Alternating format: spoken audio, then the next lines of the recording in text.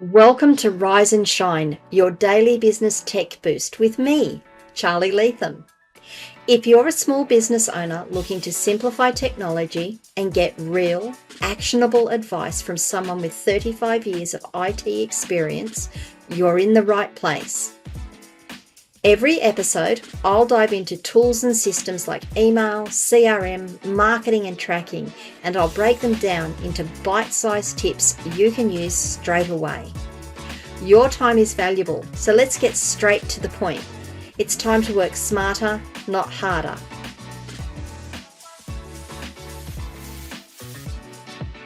Rise and Shine. It's your daily dose of business tech inspiration with me, Charly Leetham. Episode number 564 today, and we are going to be doing a little bit more on WorkDrive. I'm going to show you how we can share folders, how we can set up a team folder, how we can share it out, how we can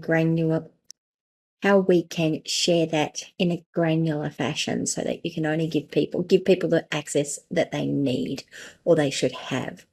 So if you have been following along, yesterday's episode was a bit of an introduction to WorkDrive, Zoho WorkDrive. I rabbited on a bit, I am sure. Today I'm going to try not to rabbit on quite so much, but there is a bit to get through. So I'm just going to go straight into my WorkDrive account today, and we are going to get started. How does that sound? So this is my WorkDrive account. Yes, there's going to be a lot of stuff blurred out here. Ryan will do a good job of that, I am sure.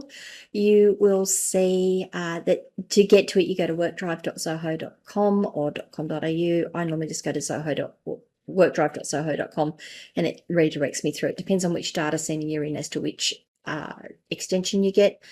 It will work it out for you. I will have in the show notes my link to Zoho WorkDrive. If you're interested, it is an affiliate link. I will get a small commission if you decide to take a paid account. All right, so this is my account. You'll see that I start in my folders. I can look at all the stuff that's up in the top, but I always start in my folders. These are folders that are just shared with me. They're not even shared with me. These are my folders. No one else can see them unless I give explicit permission for people to see them. We then have the team folders here at the end of it, and you'll see I've got a number of team folders here. These team folders are ones that I have created or my team has created and then shared with the rest of the team. If they are here, depending on the settings of the folder, will depend on who can and can't access the folder, who can join them automatically, and who needs to be invited in. And we're going to go through that. I've already been through it in another podcast, but I am going to go through it just for the sake of clarity and completeness for this episode. So what we're going to do, I'm not going to bother actually going through the ones that I've got created. I'm going to create a team folder and we're going to go through the settings that are there. So to create a new team folder, we just click the plus button to the side of team folders and we give it a name. So in this case, I'm just going to do podcast demo. That way I will remember if I need to when I need to delete it and remove it, which one it is. The type of folder is pretty important. You've got public. Anyone in the team can join and collaborate on files and folders, or I can set it to private. Only the team folder members who have been added can collaborate on the files and folders. So this is the difference as to whether they can automatically find or automatically discover the folder within the system, or whether they need to be told that it's there and be added to it manually. I'm going to set this as a private folder for now. We can give it a description. Just going to click create. The next thing it does when you create a team folder is it asks you to add the team members that can see it. Now, if you're not ready to add team members at this point, and you're just setting up the structure and such, you can move on from this file, from this screen. You'll see that automatically me, as the person who has created it, has the admin role on the account. I can add a member simply by, let me get rid of that over there. There we go. Can add a member simply by adding their email address or from a group. So in this case, I'm going to put team. Oh, if I could type, wouldn't it? There we go. And you'll see here we've got team, the ability to add the team. That's an email address. Now, if I wanted to add a group, just got to think of a group. Oh, I could do a group. And these are the groups of people. If you're not sure what a group is, I have got podcast episode covering groups and how they work. But a group is a group of people that come in under a common banner. So, but in this case, I just really want it to be an individual. So we're just going to make it team. There we go. Now I can give this member a role. I can make them an editor. And we've got the descriptions of what they are. So they can create, edit, and comment. We can give them full control. We can give them the ability to organize, share, create, edit, and manage members.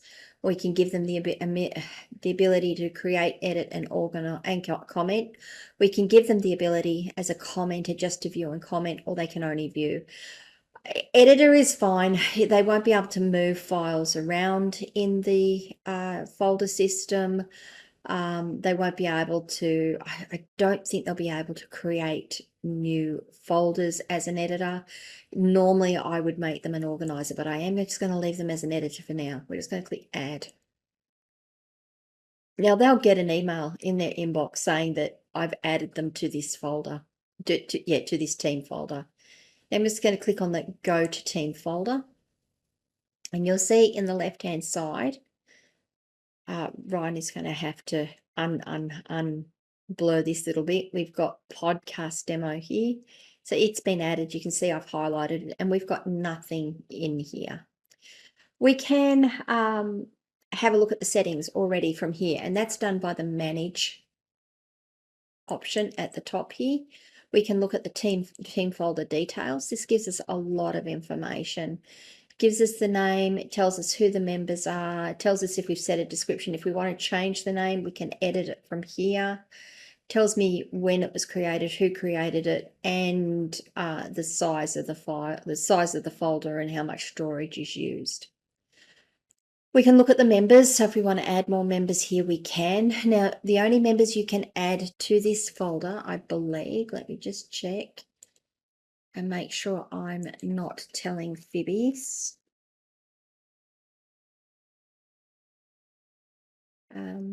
Sorry, I clicked the wrong button. Let me click the add button up there. I am pretty certain that, yeah, you can't add people through here just standard as from outside the organization. Looks like this person isn't a member of my team. You must invite them to your team first by before adding them to this team folder. Now, if I click invite member, it's just going to take me to my Zoho One interface. And it's going to ask me to assign people. Now, it is saying assign users, which means they have to be a user within my Zoho One account. So no, I'm not going to do that. You can't share outside your organization easily at this point and add people just as members to the folder. At this point, all you're doing is allowing people who are part of your organization to be part of this folder. I'll show you how you can share this with people so they can view it later, but this is only for internal people. This is only for your internal account members. We have a look at the settings on the folder. Now we can go through and have a look at a few more things. I did some of this yesterday, I think. We looked at the team folder type, public or private. Only team members who have been added can collaborate. So that means anyone else in the organization won't be able to even see this folder. It won't appear on their list. They won't be able to interact with it. And at this point, they won't be able to add or view or see anything in it. Allow files via email upload. If you turn this on, you can actually get an email address. You can generate a new one if you don't like that one. You can copy the email address, and you can tell it where to upload attachments to. So if someone's got something sitting in an email and they just want to get it into WorkDrive and out of their email, they can email this in to us and it will go into there. This says here, anyone with the email address can upload files to this team folder. So be sure to share this email address only with trusted contacts.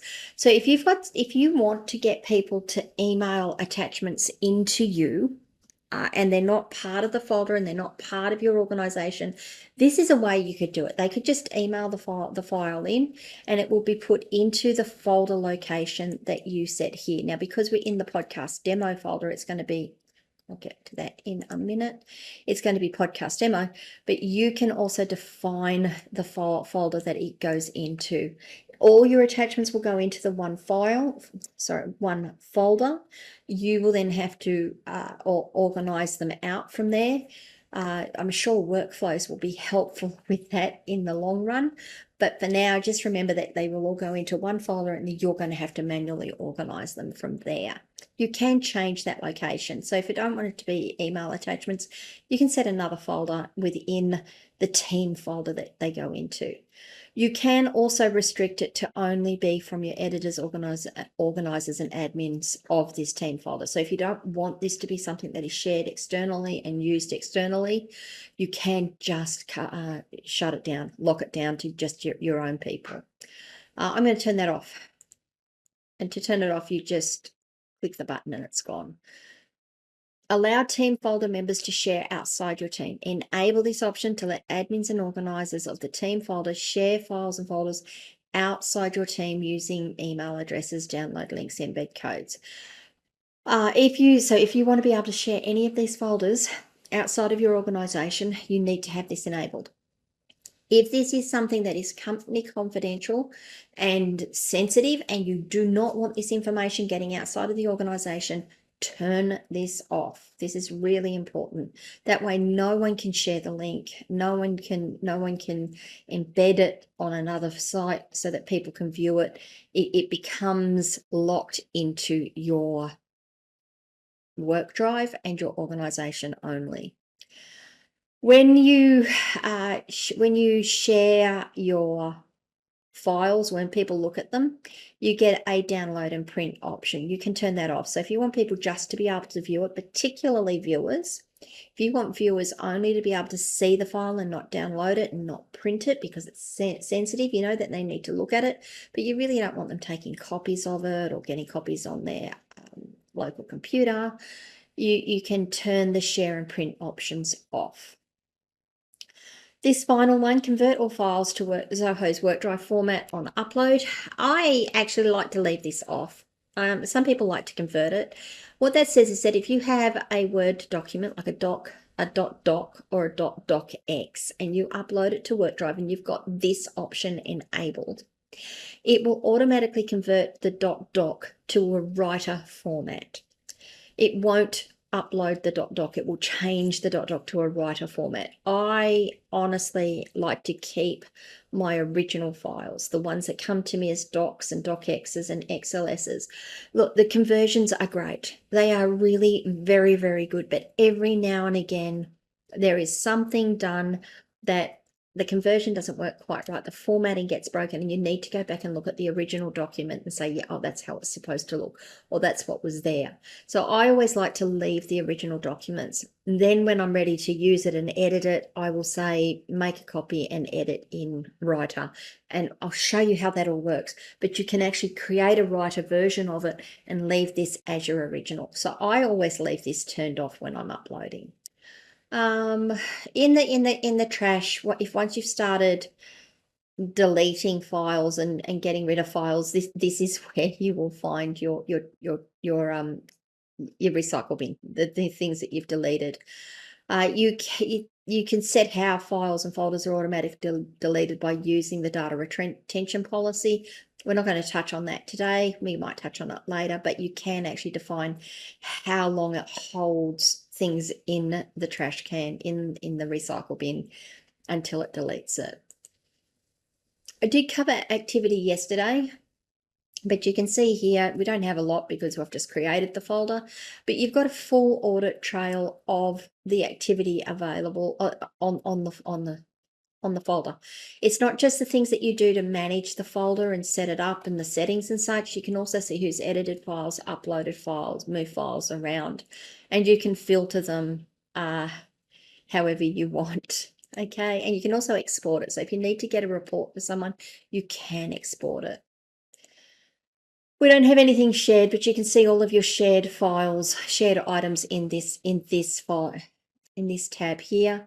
And we're not going to cover data templates today. That is a separate episode all on its own. So that's the settings for the file. Now you'll see that, we have, we've got email attachments. Come back to that one. So you'll remember that we've only got 2 people in the folder system at the moment, Charly and team. And we've really got nothing in it except for this folder, which was created when I turned on allow people to upload via email. Now, we're not going to do that, so I can delete that folder, but it does create the folder when you turn it on. But we're not going to use it, so I'm going to delete it. So to delete a folder, this is a perfect example. You can click it, you can tick the button here and come across to the 3 dots on the side and say move to trash. You can also right click on it. You get a separate pop-up menu and say move to trash. Alrighty, now remember I said you could see what was in the rubbish, the trash can. If you come up here to the manage icon and click on trash, you'll see now that I've got something in here. I've moved it. If you've moved something to the recycle bin and you want it back, you can click the restore button and it will restore it to your folder and it's back. So if you do accidentally delete something, it's not gone. You can retrieve it. And just remember that you've got your data retention policies that are going to affect how long it stays in that trash can too. Alrighty, so now what else do we do here? Well, we can just put files straight into here. I actually wouldn't recommend that because sharing files here, you have to share the files individually from here. What I like to do under each team folder is create a new folder. So to create a new folder, we come up to the new button and we use the folder option. New test, okay.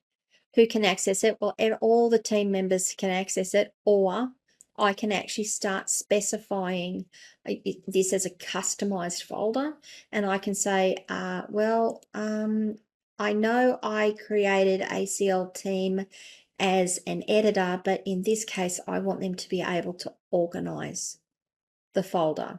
So now I can escalate.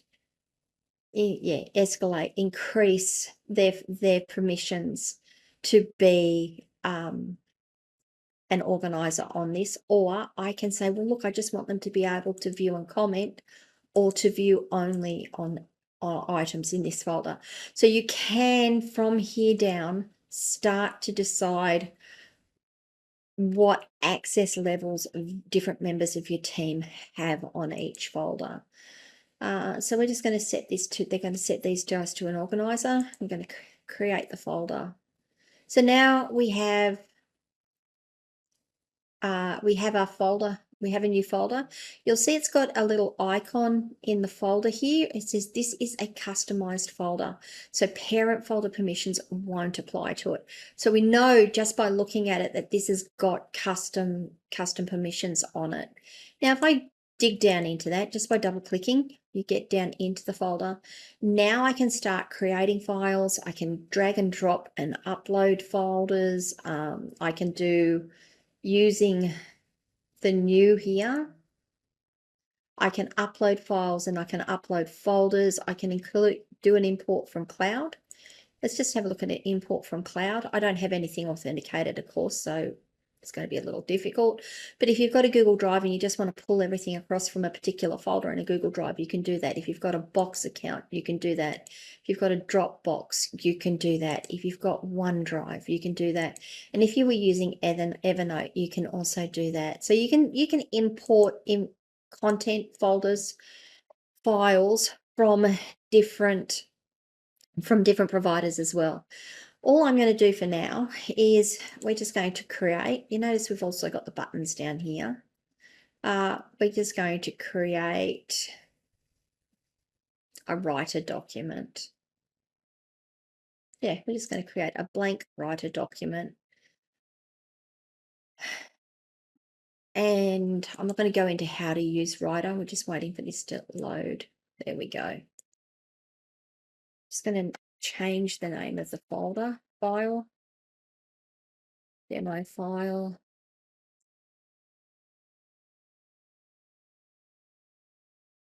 Brown Fox. Okay, that's all I'm going to do. Now, I don't know if you followed yesterday's episode, but I did mention the fact that we have a draft ability here and how this might work.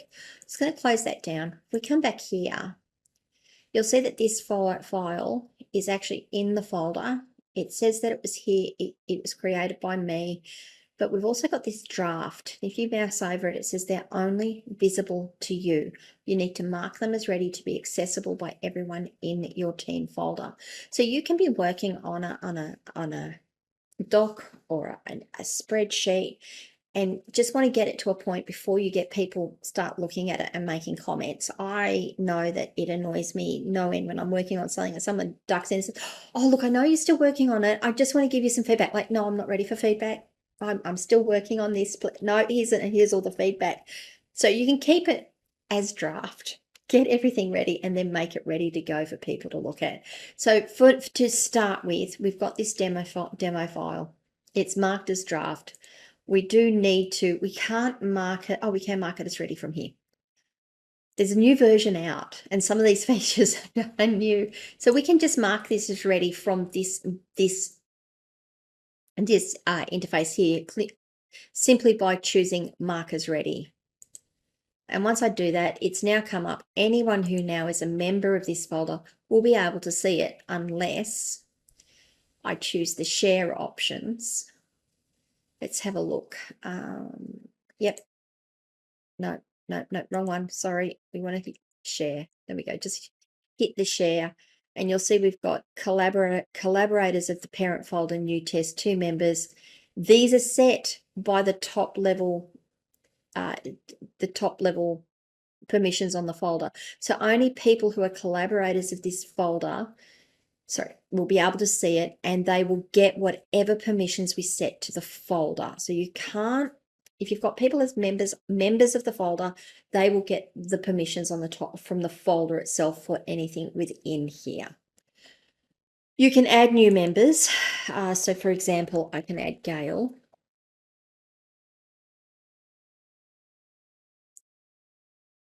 And I can choose to let her just view it. So that's my member. I can set a private message, and I can also set an expiration date for people that I'm adding manually here. So you can add people that way. You can also, I believe, add members outside of your organization, and that you can tell them what levels they have. If you don't want to do it that way for external shares, you can create a new external share. And you can say, for example, for Charly, you can choose, let me get rid of that, sorry.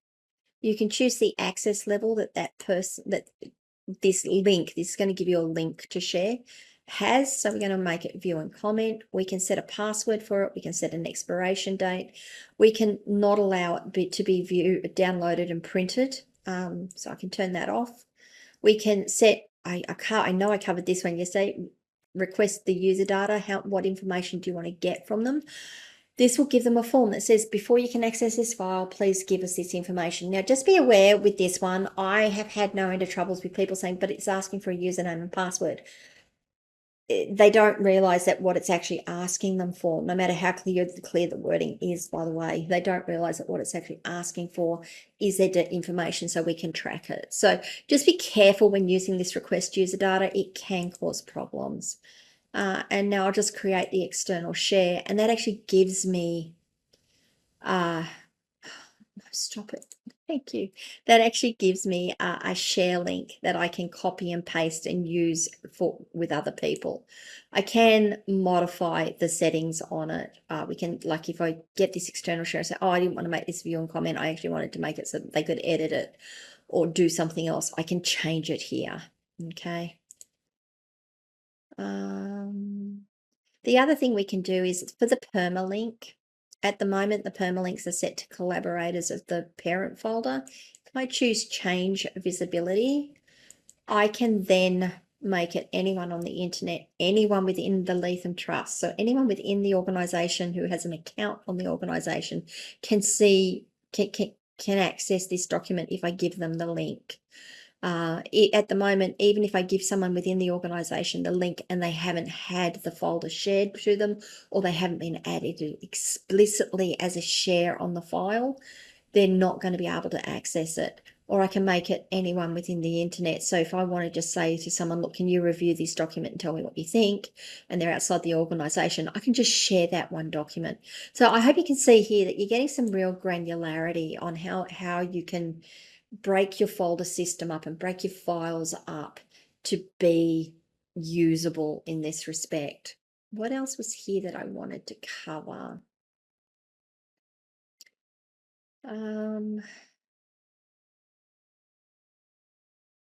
There's nothing here. Oh, this checkout option, actually, before I go anywhere, I can also check this file out. Now, the checkout option, once the file is checked out, it can't be edited by another collaborator, and the changes will be made by you will not be visible until you check it back in.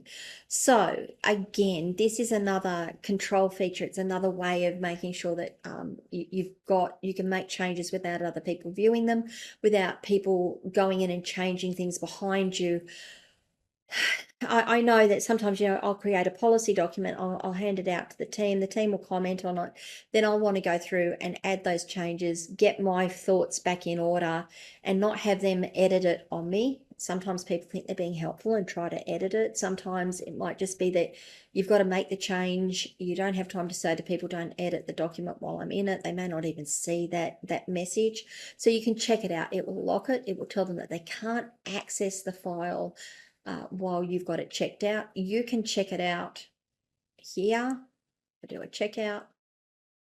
You'll see it's checked out. So now if I go back, it doesn't actually tell me it's checked out here. Just make sure that that's the case by doing a refresh on the screen. It doesn't actually tell me I've checked it out, but if I click on it and double click and go into edit it, I can make my changes.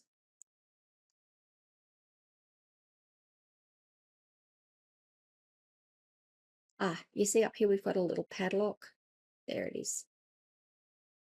See, it's got a padlock on it. Only you can edit this document to enable collaboration. Oh, come on. Me back.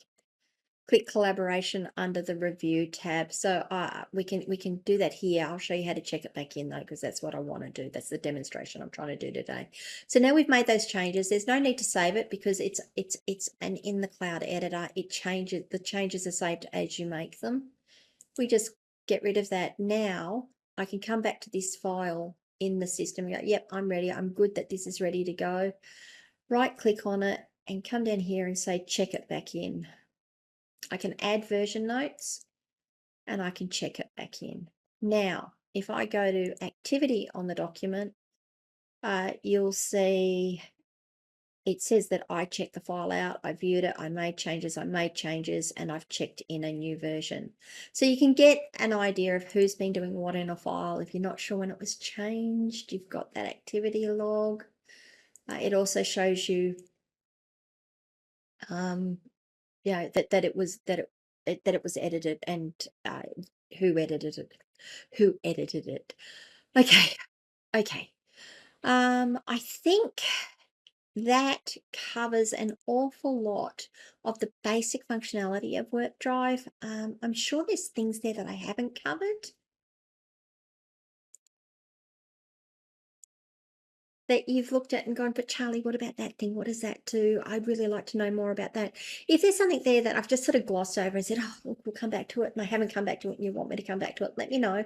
If there's things there that I've glossed over and I didn't even really touch on that you'd really like to know more about, let me know. I'm happy to do these things. I just don't want to overwhelm people with all the information, particularly when the idea 9 times out of 10 is just to get to start using something and then work out what the other features are. It's one of the things I like about these systems is that it's not just Zoho WorkDrive, although it's great. There are the other systems out there as well. Most of these features don't get in the way. You can use a system and be productive. It is useful, and you're not tripping over features going, I really wish that feature wasn't there because it's annoying me, it's getting in my way, I've got to change the way I work just to get around this one feature. Anyway, let me know what you think. Questions, comments, feedback, please come across and join my locals community. Ask charlyleetham.locals.com. I'd love to have you there. You can also just leave comments on the videos wherever you are watching or listening to this video. If this video was useful to you, I'd really appreciate it if you'd give it a like. If you'd like to know more about WorkDrive, I have put a link in the show notes. Again, it is my affiliate link. I will get a small commission if you do take a paid subscription. Sorry, I'm a little tired. And if you haven't already, please like the channel, subscribe to the channel, and ring the notification bell so you find out when I drop more content. And guys, I'll see you all tomorrow.